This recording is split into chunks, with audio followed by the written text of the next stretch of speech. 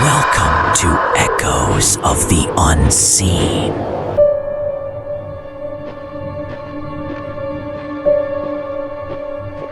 The old playground, a place once vibrant with the echoes of my own boisterous youth, now stood silent, choked by weeds and rust. I was Silas, an adult returning to a forgotten chapter, hoping to find a sliver of that innocent past. But the air here was heavy, not with nostalgia, but with a palpable dread that clung to the decaying swings and the skeletal slide. This wasn't the playground I remembered. It was a tomb. I stepped further in, each crunch of gravel underfoot, a stark contrast to the carefree thumps of my childhood sneakers. I remembered chasing friends around the merry-go-round, its painted horses a blur of joy. Now its chipped paint and rusted pole seemed to mock those memories, a silent sentinel of decay. A cold breath whispered past my ear, though no wind stirred.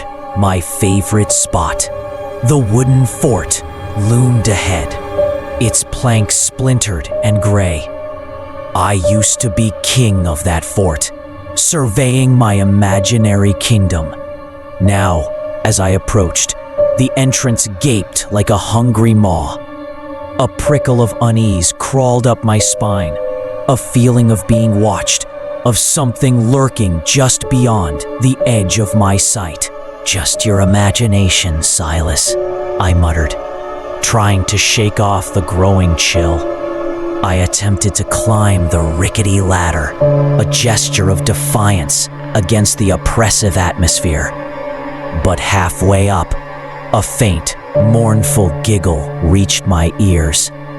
It was a child's laughter, yet twisted, stretched thin, like a forgotten melody played on a broken record. The laughter grew, no longer faint, but a chilling chorus that seemed to emanate from everywhere and nowhere.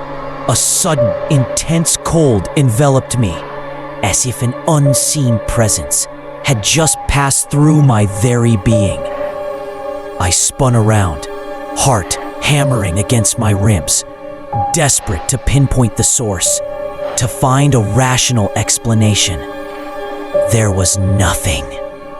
Then I saw it, a fleeting translucent shape, impossibly tall and thin, darting behind the rusty swing set. It was vaguely childlike, but its movements were jerky, unnatural, like a marionette with broken strings. My breath hitched in my throat, a silent scream trapped behind clenched teeth. I tried to run, to flee this desecrated memory, but my legs felt like lead, rooted to the spot. The laughter intensified, multiplying, echoing through the desolate playground until it became a cacophony of mournful wails. The phantom was no longer a fleeting glimpse. It was everywhere, a swirling vortex of spectral energy. I tripped over a loose root, falling hard onto the gritty earth. As I looked up, a shadow fell over me. The phantom was directly above me, no longer translucent, but solidifying, its form a grotesque parody of a child. Its face was a smooth, empty mask where eyes should have been, a void that promised only terror. This was no ghost. It was something ancient, malevolent, wearing a child's memory like a shroud. A cold, skeletal hand, impossibly long and thin, reached for me. I felt an icy grip on my ankle, pulling me, dragging me across the rough ground. Around us, The rusted swings creaked. The break and slide groaned, as if the very playground itself was coming alive, either in agony or perverse delight at my torment. The phantom leaned closer, its silent scream echoing in my mind, not of pain, but of an eternal, insatiable hunger. I understood then. This wasn't just a phantom. It was the playground itself, a hungry entity feeding on lost innocence, on forgotten joy, on the terror of those who dared to remember. And I, Silas, was its next meal. The icy grip on my ankle tightened, dragging me relentlessly towards the gaping maw of the wooden fort. Splinters tore at my clothes, gravel bit into my skin, but my struggles were useless against the phantom's inhuman strength. The fort, once a sanctuary, now loomed as my inevitable end. I was pulled inside the fort, the darkness swallowing me whole. The air was thick with the scent of decay and something else, something metallic and sweet. Faint, distorted echoes of children's laughter, like distant, broken music, swirled around me. In the gloom, I could just make out shadowy figures, indistinct and terrifying, pressed against the walls. Then the phantom solidified before me, filling the small space. It was no longer a mere shadow, but a towering, grotesque amalgamation of twisted wood and rusted metal, its form a mockery of a child's silhouette. Its face remained that smooth, empty mask, a void that seemed to drink in all light and hope. It was the playground, alive and hungry. I clawed desperately at the splintered floorboards, trying to find purchase, to escape its suffocating presence. But the phantom's grip on my ankle was unyielding. A chilling cold seeped into my very bones, a draining sensation, as if my life force was being slowly siphoned away, leaving only emptiness behind. A flicker of warmth, a memory. I was a boy, laughing, spinning on the merry-go-round, the sun a bright halo around my head. The world was vibrant, full of innocent joy, the wind in my hair, the thrill of speed. It was a perfect, pure moment, untainted by the creeping dread of the present. But even that memory began to fray. The edges blurred, the colors faded, and the joyful laughter of my younger self twisted into something sinister, echoing the mournful wails I'd heard moments before.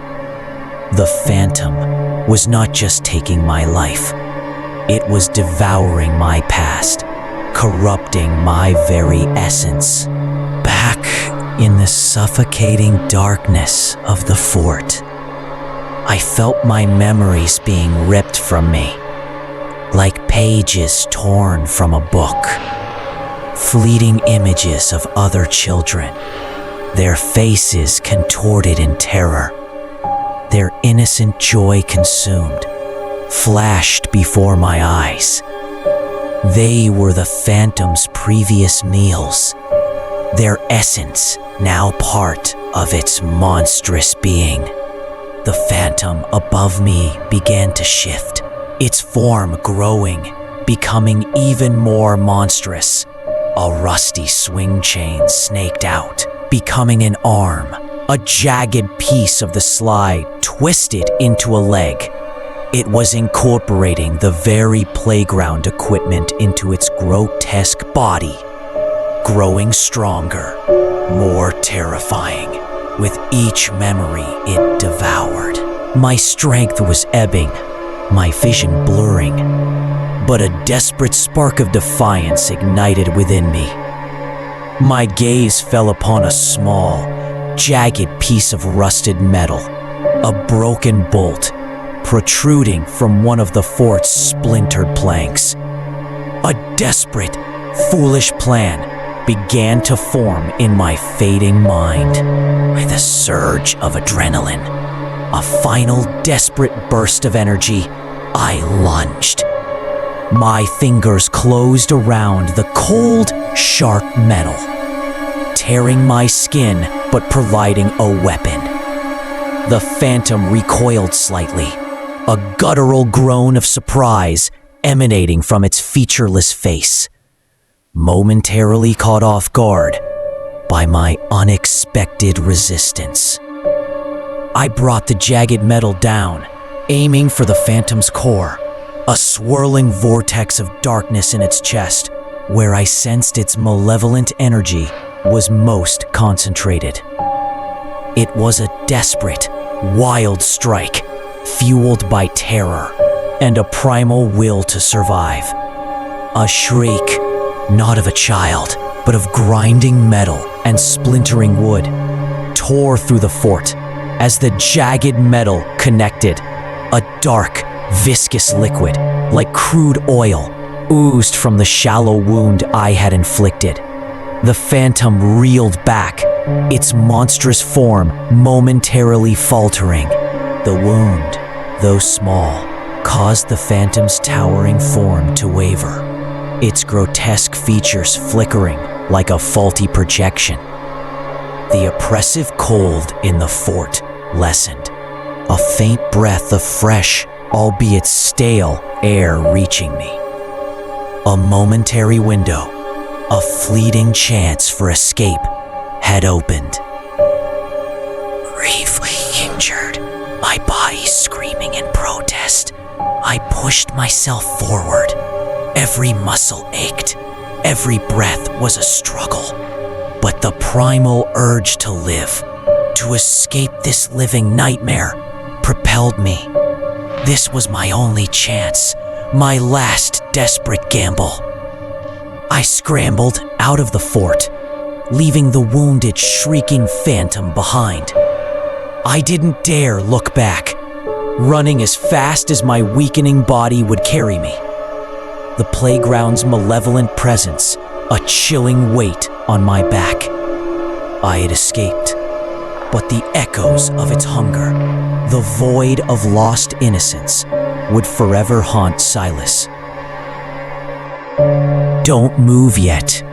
The next story is already waiting in the dark. The grief for my mentor, Stephen Adams, was a gaping wound, tearing at the edges of my sanity. His final letter, clutched in my trembling hand, felt less like paper and more like a fragment of a nightmare, a precursor to the mental decline that was already consuming me. Stephen's words were a frantic scrawl, warning of an impending darkness, of ancient evils stirring beneath the earth, and of his own descent into forbidden knowledge.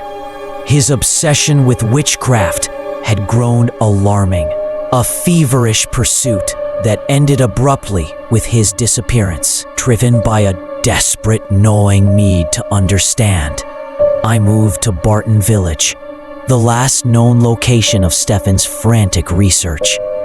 The air here felt heavy, thick with unspoken fears and ancient superstitions, a palpable sense of unease clinging to every shadow. The villagers whispered of the witch tree, a gnarled sentinel in the woods, and of secret witch trials held long after the official acts of 1735, their chilling echoes still lingering in the shadowed corners of their minds. They believed malevolent entities lurked in the surrounding woods. Stephen's scattered notes, found amongst his belongings, hinted at a deeper, more sinister history. He spoke of a connection between the village's folklore and a real devil. A force he believed was tethered to the very land, a malevolent spirit beneath the witch tree. The more I delved into Stefan's research, the more my own reality began to unravel. Nightmares bled into waking hours, grotesque figures flickering at the edges of my vision, whispering warnings that echoed Stefan's own descent into madness. One night, a chilling draft led me to the cellar. Behind a crumbling stone wall, I discovered a hidden room. Inside, an altar stood, adorned with crude, dark ritual tools and dried, unidentifiable stains, a testament to unspeakable acts. A profound horror seized me, but also a strange, undeniable pull. I felt my very essence spiritually connected to the malevolent happenings, as if the village's dark heart was now beating in sync with my own. A terrifying, inescapable communion. My obsession grew, particularly with the ancient cemetery burial sites, where I believed the true power of the witch tree was rooted. When officers tried to intervene, I lashed out, a primal, violent outburst I barely recognized as my own, fueled by an unseen force. It took me to Byron House, a place of confinement, but the nightmares followed. Gaunt, nightmarish figures haunted my waking hours, their whispers echoing Stefan's final, desperate warnings. The staff, terrified by my erratic behavior, refused to work with me. Was it madness? A mental affliction passed through generations? Or something spiritual? A curse woven into the very fabric of this land? I pondered Stefan's final, haunting question. Is madness a condition of the mind or a possession of the soul? The witch tree, the village's secret history, Stefan's descent, and my own unraveling. It all converged into a single, terrifying truth. The devil was real, and it had found its roots deep beneath the witch tree. And now, it had found its home within me. Don't move yet. The next story is already waiting in the dark. Iceland, a land of fire and ice, but also of ancient, forgotten forests that clung to the earth like forgotten scars. I came here, Arnar, a self-proclaimed skeptic, to dissect its unique flora, to prove that even in this stark landscape, life was merely a predictable equation. I believed only in what I could see, measure, and explain. The old tales of hidden folk were just that, whispers of the deluded.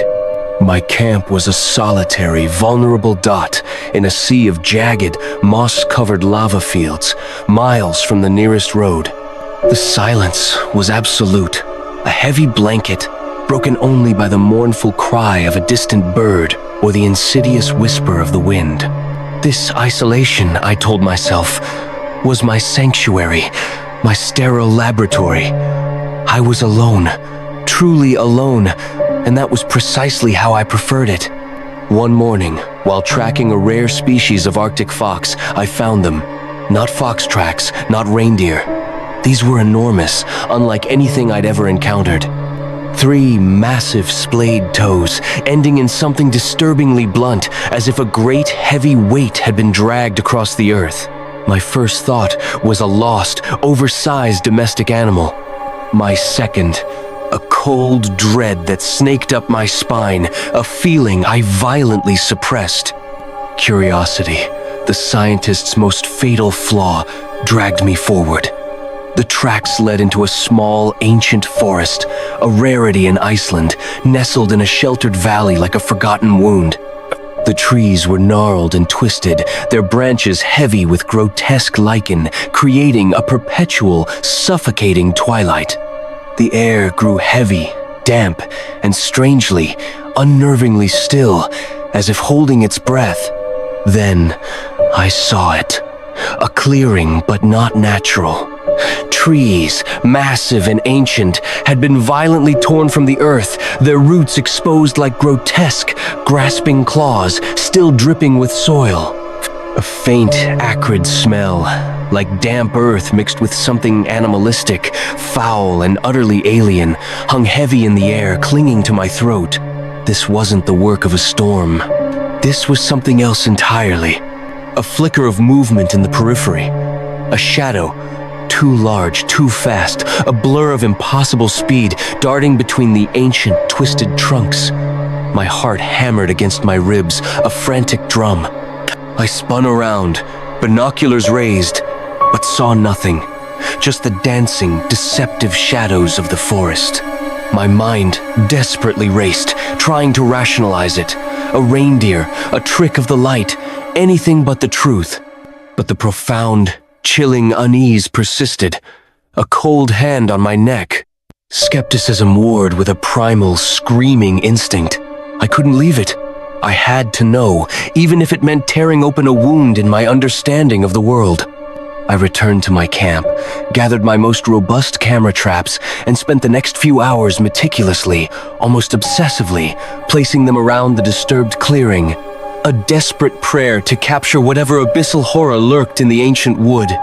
The wait was agonizing. Each tick of the clock, a hammer blow. Back at my tent, I finally downloaded the footage. My hands trembled, slick with cold sweat, as I scrolled through, frame by agonizing frame. And then, there it was. A fleeting, grainy image. A nightmare made real. Massive, bipedal, covered in dark, matted fur that seemed to absorb the light. Not an animal I knew, not human. A grotesque parody of form. My breath caught, a strangled gasp in my throat. My scientific training screamed hallucination, misidentification, a trick of the light, a symptom of my isolation. But the image, however indistinct, was burned into my mind, an infernal brand. I couldn't leave. The expedition, originally for Flora, had taken a terrifying, irreversible turn into the abyss. I had to understand what I had seen, even if it meant sacrificing my sanity, everything I believed in. The creature became bolder, its presence more pronounced, more deliberate. I started finding strange offerings near my camera traps, twisted pieces of metal, a bird's skull meticulously placed, its empty eye sockets staring, a small, intricate carving in a piece of driftwood that resembled a distorted, screaming face. It was intelligent. It was aware of my presence. It was leaving me messages, a terrifying dialogue. The isolation, once a comfort, now felt like a suffocating cage. Every rustle of leaves, every distant crack of a branch sent a jolt of ice-cold adrenaline through my veins. I felt its eyes on me. A constant, unseen presence that prickled the hairs on my neck. A phantom touch. The forest, once my sanctuary, had become a watchful, hostile entity, its ancient trees silent, malevolent sentinels. One night, a deep, resonant breathing sound ripped me from sleep. It wasn't human, not entirely animal. It was heavy, guttural, a wet, rasping sound right outside my tent flap. I froze, every muscle screaming, my heart hammering against my ribs like a trapped bird. I could feel the vibrations through the ground, through my very bones. It was there, watching, waiting.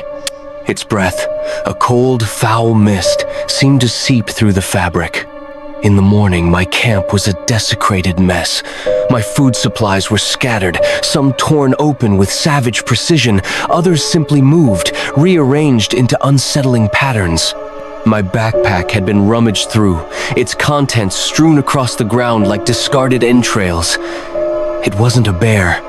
This was deliberate. A message, a warning, a violation. It wasn't just observing me anymore. It was interacting, playing a game, a cruel, predatory game. And I was the pawn, the terrified plaything. The realization sent a cold, paralyzing dread through my very soul. This wasn't a mindless beast. This was something intelligent, something ancient, something malevolent, and I had stumbled, a foolish trespasser, into its forgotten, unholy domain. I had to get a clearer picture. I couldn't leave without proof. Not after what I'd experienced. Not after what had been done to me. It was an insane impulse, a desperate, suicidal need. I spent the day constructing a makeshift blind, high in a sturdy, ancient tree, overlooking the disturbed clearing. I would wait. I would watch. I would face it. Hours turned into an eternity, each second a shard of ice in my heart. The cold seeped into my bones, a creeping paralysis. Then, a rustle, a sound that tore through the oppressive silence. A shadow, a living void, detached itself from the deeper gloom of the forest. It was massive, easily twice my height, a hulking mass covered in dark, matted, shaggy fur that seemed to writhe. Its head was small, almost reptilian, disproportionate to its immense body, but its eyes glowed with an unsettling, predatory intelligence, twin embers in the encroaching darkness. I tried to remain utterly still, to breathe shallowly, to become nothing, but my heart pounded a frantic, deafening rhythm against my ribs. It moved with a silent, fluid grace that belied its monstrous size, a predator in its element. It approached my blind, its head cocked, sniffing the air with an almost human deliberation. It knew I was there. It was toying with me, savoring my fear. It let out a low, guttural growl, a sound that vibrated through the tree, through my very bones, a primal, ancient rumble that spoke of untold horrors. It wasn't a warning. It was a declaration, a claim of ownership. This was its territory, and I was an intruder, a trespasser to be dealt with. It slowly raised a massive, three-clawed hand, its digits thick and dark, scraping it against the rough bark of my tree, just inches from my face, a deliberate, terrifying gesture of possession. Panic seized me, a blinding, all-consuming wave. I scrambled down the tree, fumbling, tearing my clothes on jagged bark, scraping my skin raw. The creature didn't pursue immediately. It watched. A silent, colossal, menacing sentinel, its glowing eyes burning into my back as I stumbled through the thorny undergrowth, my mind screaming for escape, for oblivion. I ran, blindly, fueled by pure, unadulterated terror, through the ancient, suffocating forest. The guttural growls echoed behind me, closer now, a promise of impending doom. The gnarled trees blurred into a terrifying, suffocating maze. I could hear the heavy, earth-shaking thud of its footsteps, feel the ground tremble beneath my feet. It was a hunter of unimaginable power, and I was its terrified, pathetic prey. I burst out of the forest, gasping, choking for air, collapsing onto the cold, unforgiving open lava fields. The creature stopped at the tree line, a massive, shadowy silhouette, a gaping maw against the pale, bruised Icelandic sky. It didn't follow, it just stood there, watching me, its glowing eyes burning into my very soul, a silent, eternal judgment. I stumbled back to my desecrated camp, packed in a daze, my movements robotic, and drove for hours, pushing the vehicle to its limits, until the first fragile signs of civilization appeared. I was safe, physically, but the image of those glowing, malevolent eyes The sound of that guttural, ancient growl would forever be etched into the deepest recesses of my mind, a permanent scar. I tried to tell my story. I showed them the blurry, terrifying footage, the photographs of the monstrous tracks, the disturbed, violated clearing. They listened, politely, patiently, their eyes glazed with polite skepticism. Then, they offered their sterile explanations. An isolated bear, a rare geological phenomenon, the predictable effects of prolonged solitude on a fragile mind. They didn't believe me. How could they? They hadn't felt the earth tremble beneath a monstrous tread, hadn't seen those glowing, malevolent eyes pierce the veil of reality. My colleagues, my friends, they saw a man unhinged by isolation, a scientist who had finally succumbed to the very terrifying myths he had sought to debunk, a broken mind. But I know what I saw. I know what truly lurks in the ancient, cursed forests of Iceland. The forest dweller, hidden, unbelieved, a primal horror. And I know it's still out there, waiting in the suffocating shadows, its glowing, ancient eyes watching, waiting for the next curious, foolish soul to stumble into its forgotten, unholy domain, to become its next plaything. Don't move yet. The next story is already waiting in the dark. The lake. It was why I came, why I fled. A vast, dark eye staring up at the bruised sky, reflecting every shade of my despair. I was Lachlan, a man seeking an end to the noise, the relentless clamor of a life that had become unbearable. Here, in this isolated pocket of the world, I hoped to find silence. But the lake, it seemed, had other plans. My cabin was a relic, a skeleton of forgotten lives, clinging to the shoreline like a barnacle. It offered little comfort, only a roof and four walls against the encroaching wilderness. My only companion was the silence, a heavy, suffocating blanket. I tried to find peace in its embrace, but an unsettling feeling, like a cold breath on my neck, began to creep in. The lake, I swear, watched me. It started subtly, a sound like a breath, carried on the wind across the water. Then, a whisper, barely audible, yet distinct. My name, Lachlan. I dismissed it, of course. The wind, the creaking of old wood, the frayed edges of my own sanity. I was a man on the edge, after all, prone to tricks of the mind. But the whispers grew more frequent, clearer. Always my name, always from the lake. It was a soft, seductive murmur, a sound that should have been impossible. A growing paranoia began to bloom in my chest, a thorny vine choking out reason. I walked the shoreline, desperate, trying to find the source, to prove it was just a trick of the light, a cruel echo. I tried to rationalize it away. The wind, the isolation, the echoes of my own fractured mind. But the voice was distinct, feminine, alluring, yet deeply unsettling. It felt ancient, patient, like something that had waited for millennia. And it knew me, knew my name. The whispers began to twist, to coil around my thoughts like serpents. They spoke of forgotten things, of truths too vast for human minds, of a peace found only in the deepest, darkest silence. They promised an end to the suffering, a final, blissful oblivion. Nightmares became my constant companions, dreams of being pulled down into the cold, dark depths, of ancient, unblinking eyes watching me from below. I would wake in a cold sweat, the whispers still echoing in my mind, a phantom touch on my skin. Sleep offered no escape. In these dreams, the lake was not water, but a vast, living void, and I was merely a speck, drawn inevitably into its crushing embrace. The eyes, countless and ancient, were not just watching, they were waiting. I tried to ignore it, to busy myself with the mundane chores of cabin life, chopping wood, mending nets, anything to silence the growing clamor in my head. but the lake was a constant presence. Its surface, once a source of calm, now felt like a vast, unblinking eye, always watching.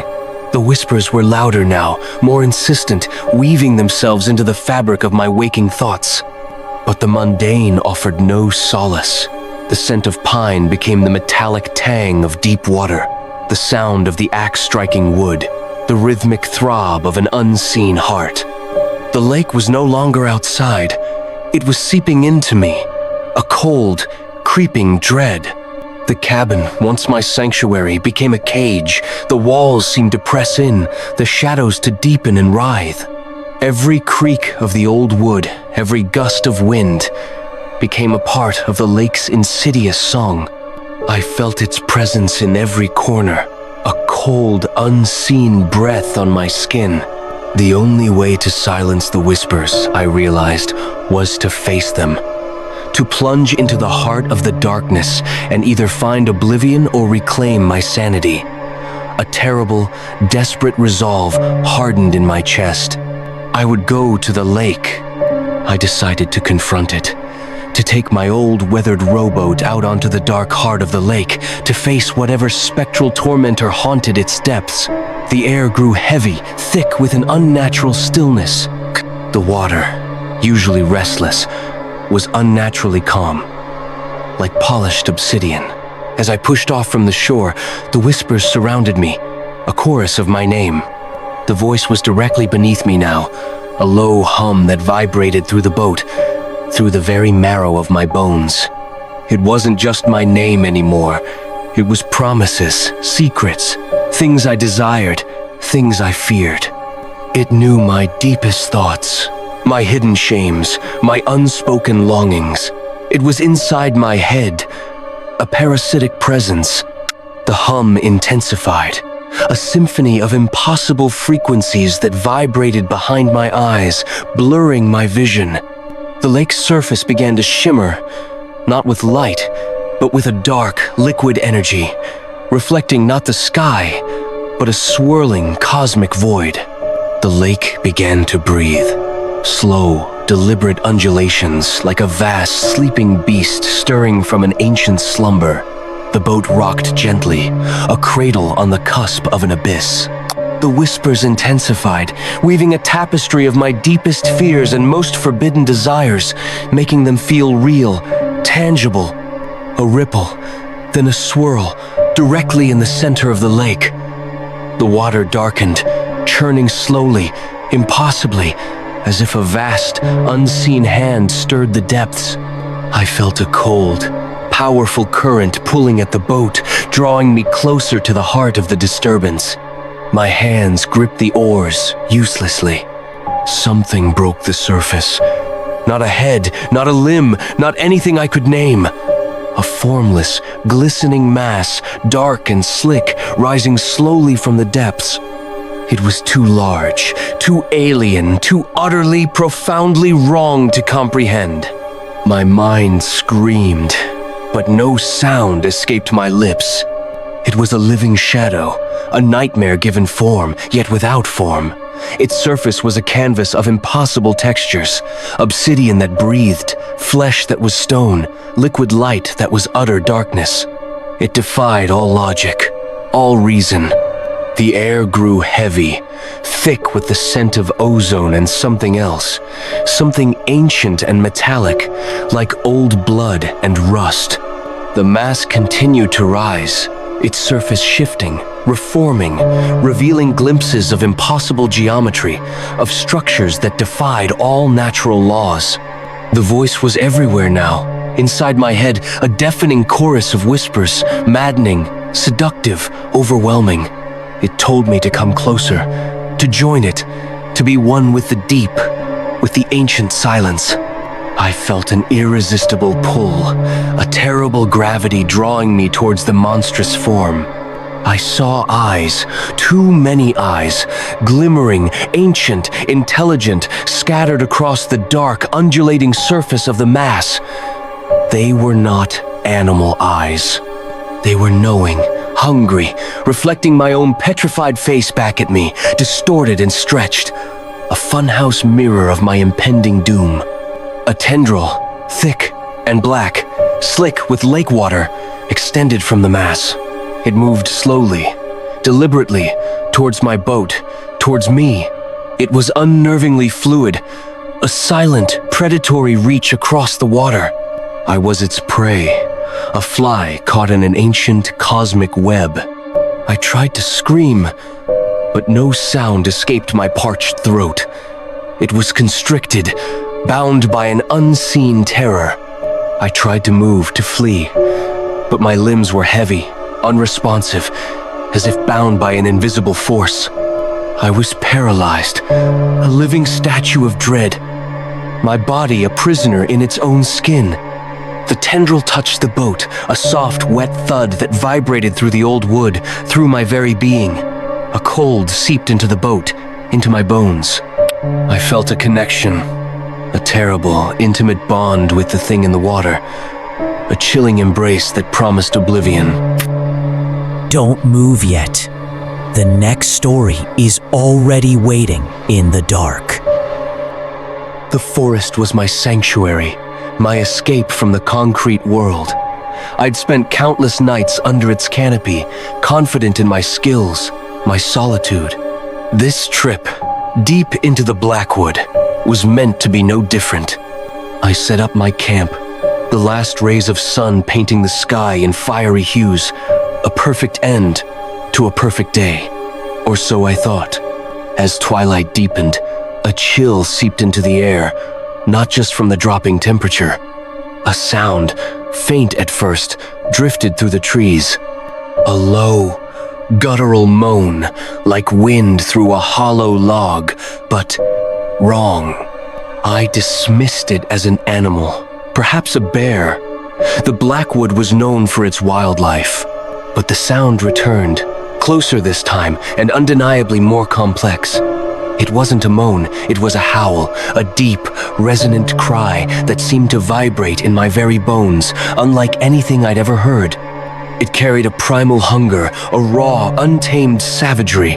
My heart gave a sudden, unwelcome lurch. I grabbed my hunting knife, the familiar weight, a small comfort in the rapidly growing darkness.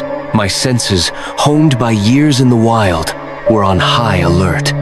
The air grew heavy, thick with an unseen presence. I scanned the tree line, my breath held tight in my chest, but saw nothing. Yet, I felt watched.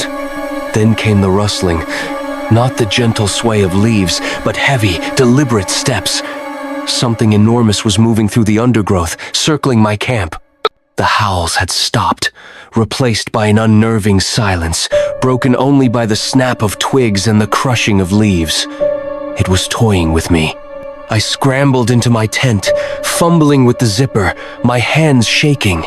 It was a flimsy barrier. I knew, but it was all I had. I pulled my pack inside, pushing it against the tent wall, trying to make myself as small as possible. Every shadow outside seemed to twist into monstrous shapes. A low growl vibrated through the ground, right outside my tent. It wasn't an animal's growl. It was deeper, more resonant, filled with an ancient malice. Something heavy brushed against the tent fabric, a sickening scrape that made my skin crawl. It was testing the material, testing my resolve.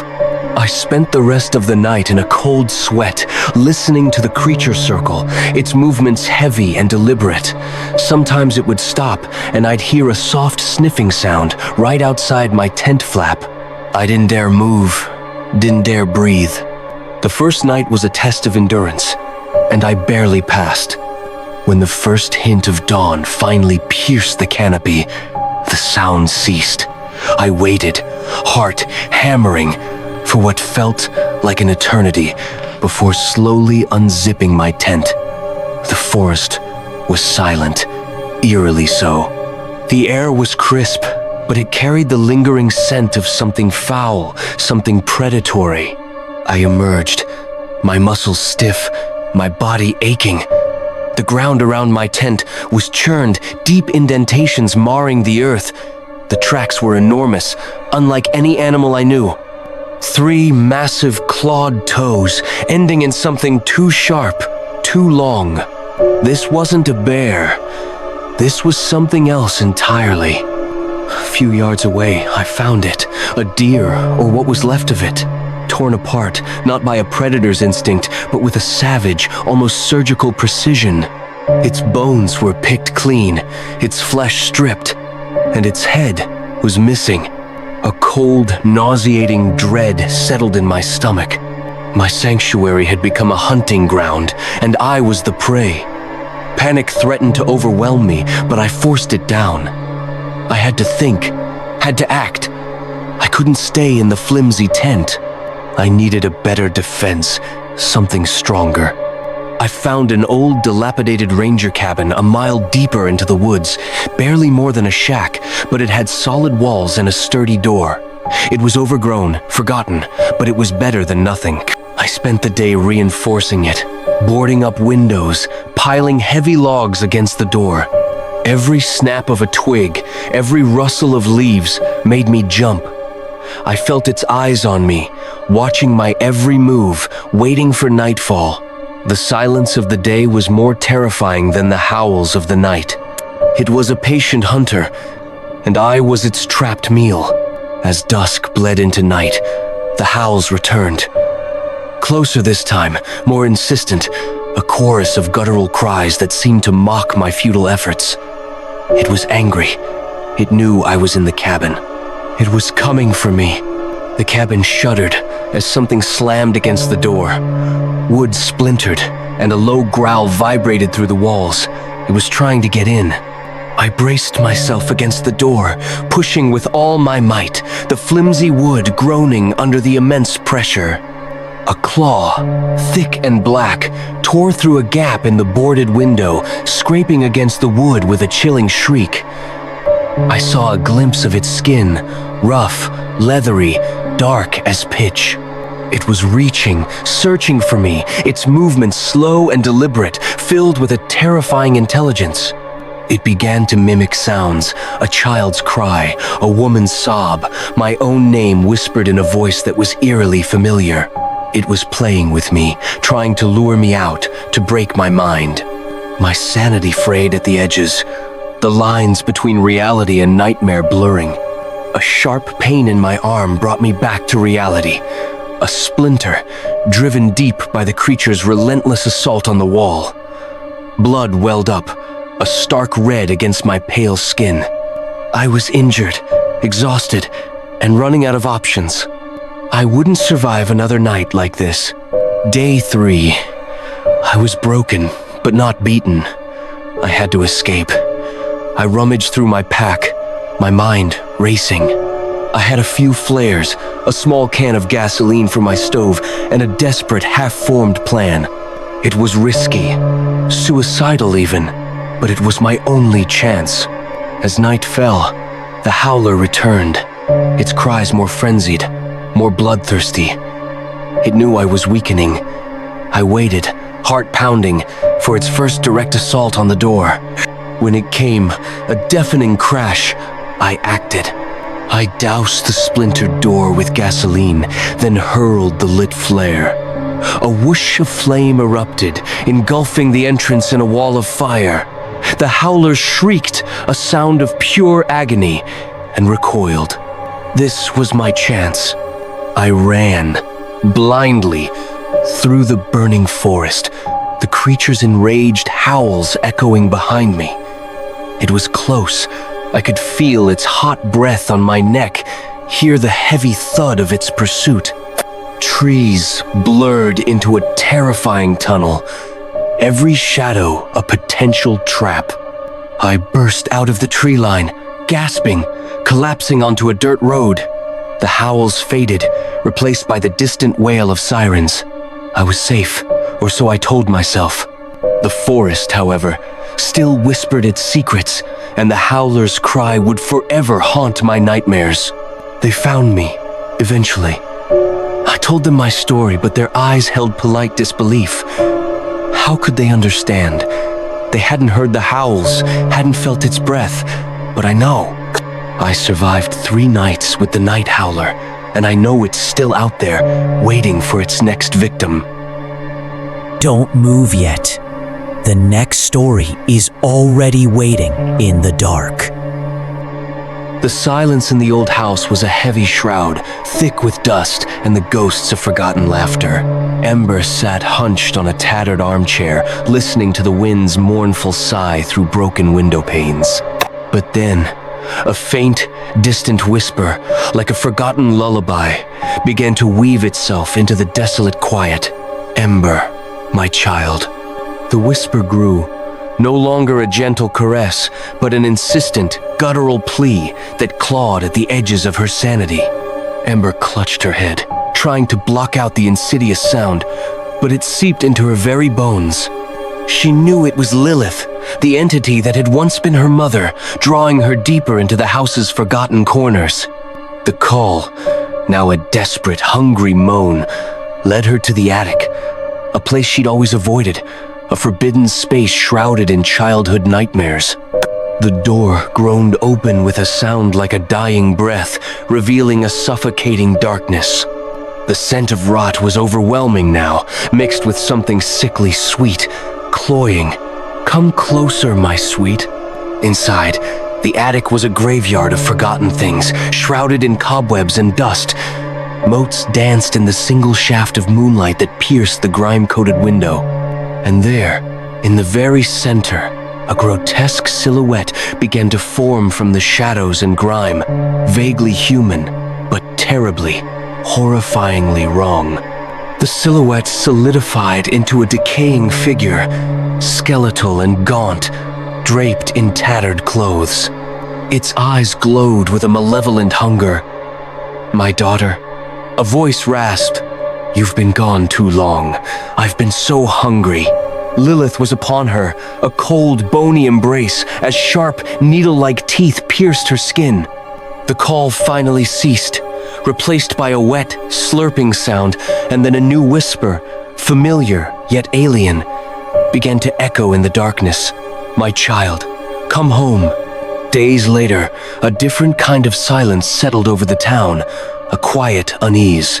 Ember was gone. Her brother, Silas, had tried calling, then texting, his worry a gnawing beast in his gut. He knew Ember was troubled, but this was different. He started to hear it then, a faint, almost imperceptible hum, like a forgotten melody playing just beyond his hearing. The hum grew, weaving itself into the mundane sounds of his life, the traffic outside, the hum of his refrigerator. It was a gentle, coaxing sound, pulling at something deep within him. He tried to ignore it, dismissing it as stress, but it persisted, a soft, insistent whisper, "Silas, come home." He knew what home meant. It meant the old house, the one Ember had inherited, the one they both avoided like a plague. It held too many dark memories, too many shadows. But the whisper was so tender, so familiar, like a mother's voice. He shook his head, trying to clear the insidious thought. The call intensified, becoming a mournful sigh, laced with an unbearable sadness. It spoke of loneliness, of a mother yearning for her lost child. It was a siren song, lulling him into a false sense of security, promising solace. He found himself driving, almost against his will, the old house a looming shadow in his mind. The house stood as a skeletal sentinel against the bruised twilight sky, its broken windows like vacant eyes staring into the void. A cold dread seeped into Silas's bones, but the call, now a desperate, pleading wail, urged him forward. "Don't leave me, my son." He stepped out of the car, the gravel crunching under his feet like dry bones. The air grew heavy, thick with the scent of decay and something else, something metallic and sweet. The call was all around him now, a chorus of whispers, each one promising comfort, each one a lie. The front door, once a vibrant red, was now a splintered, peeling maw. It hung ajar, a silent invitation to the horrors within. He pushed it open, the groan of protesting wood echoing through the oppressive silence. The house breathed around him, a living, hungry entity. Dust motes danced in the slivers of moonlight that pierced the grime-coated windows, illuminating a path of destruction. Furniture was overturned, papers scattered, as if a struggle had taken place. A cold shiver traced its way down Silas's spine. This wasn't just neglect, this was violence. The whispers grew louder, more insistent, guiding him deeper into the house. He found a small, tarnished locket on the floor, its chain broken. It was Ember's. His heart hammered against his ribs, a frantic drum against the encroaching darkness. The call led him to the kitchen, a scene of grotesque domesticity. A half-eaten meal sat molding on the table, a chilling tableau of a life abruptly interrupted. The air here was thick with a cloying sweetness, the scent of decay almost overpowering. He noticed a faint, dark stain on the wooden floor, leading towards the back of the house. It was almost invisible in the gloom, but his eyes, now accustomed to the darkness, picked it out. A cold, metallic tang filled his nostrils. The stain led him to a narrow, winding staircase, shrouded in oppressive shadows. He knew this staircase. It led to the attic, the forbidden place of their childhood nightmares. The call was a frantic, desperate plea now, emanating from above. "Up here, my darling. I'm waiting." He ascended, each creaking step a lament, each breath a struggle. The air grew colder, heavier, filled with the scent of rot and something else, something indescribably ancient and evil. He pushed open the attic door, and the darkness inside seemed to swallow the last vestiges of light. The attic was a mausoleum of forgotten memories, illuminated by a single, sickly green glow from a grimy window. And there, in the center, was a figure, not Ember, not quite Lilith. It was a grotesque amalgamation, a twisted mockery of a human form, draped in tattered remnants of Ember's clothes. Its head tilted, a macabre parody of maternal affection. A voice, a distorted echo of Ember's rasped, "You came, my son, just like your sister." The figure lunged, a blur of skeletal limbs and gnashing teeth. Silas screamed, a sound ripped from the depths of his soul. The pain was immediate, searing as sharp, needle-like teeth tore into his flesh. He struggled, but the creature's grip was impossibly strong, its embrace a cold, bony cage. He felt his life force draining, his vision blurring. As darkness threatened to consume him, he saw it, a fleeting image of Ember, her face gaunt, her eyes pleading, trapped within the monstrous form. She was there, a prisoner in her own desecrated body, a silent witness to his demise. The last thing he heard was the creature's satisfied sigh, a wet, slurping sound that echoed in the suffocating darkness. Then, a new whisper began to form, faint at first, then growing, a familiar yet alien voice. "Silas, my child, come home." Outside, the wind howled around the old house, carrying the faint, insidious whisper across the desolate landscape. It sought a new ear, a new heart, another lost soul to draw into its eternal, hungry embrace. The cycle continued, unbroken, unending. And somewhere, in the quiet corners of the town, another person, perhaps a distant relative, a forgotten friend, would begin to hear it. A faint, distant whisper, like a forgotten lullaby, weaving itself into the desolate quiet. "Come home, my child."